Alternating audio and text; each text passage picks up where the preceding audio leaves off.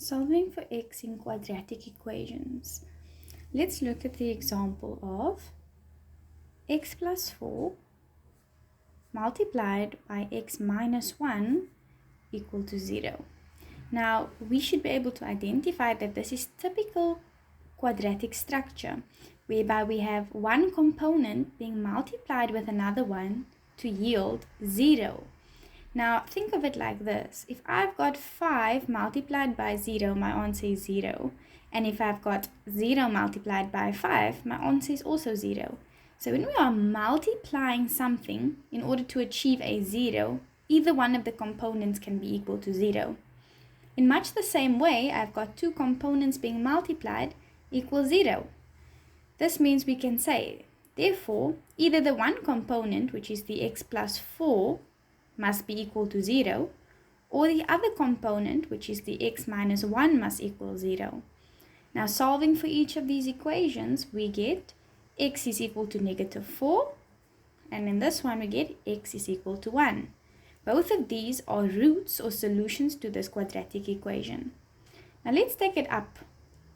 Let's look at the example of x to the power of 2 plus x minus 12 is equal to 0.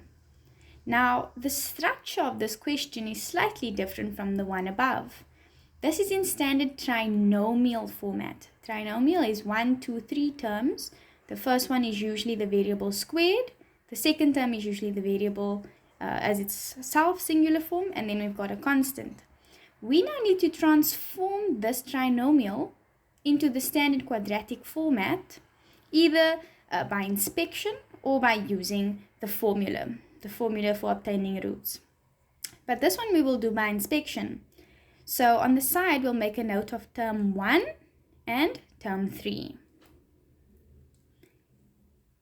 In this little diagram, we are going to focus on the coefficients of term 1 and the constant, which is term 3 in this case. So the pairs that give us the coefficient of term 1, this is invisible one, it's 1 multiplied by 1.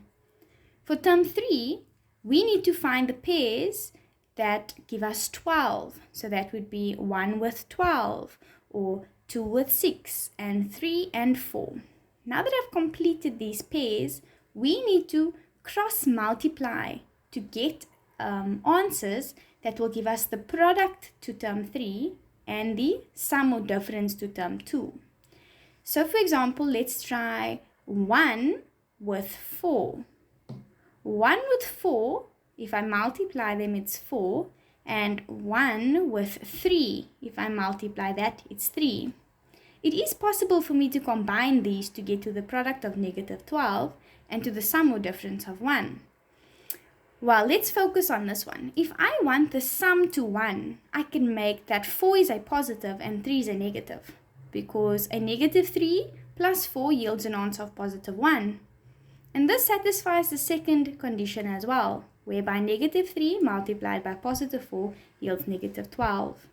So I'm going to put these signs back to where they came from, obtain the negative 3 over here, so the 3 should be negative, and obtain positive 4 here, so the 4 should be a plus. Now how we combine it in a bracket is we are going to read it horizontally. So I have my two brackets set up over here. This is a 1 and a negative 3. So that means in the first bracket I've got x minus 3, and in the second one there's a 1 and a 4. So I've got 1x plus 4. Now hey guys, look at this. This is in a standard quadratic equation structure. We said when we've got two components being multiplied equal to 0, either one could equal 0. So we can say, therefore, either the x minus 3 is equal to 0, or we could say that the x plus 4 is equal to 0. When I want to find each individual roots, I'm going to solve for x. So x minus equals 0, this means x is equal to 3, and in this case, x is equal to negative 4. Both of these are solutions or roots to the given quadratic equation. Be sure to subscribe, like the video, and check out my link tree. The link is attached in the description. Thanks guys, bye!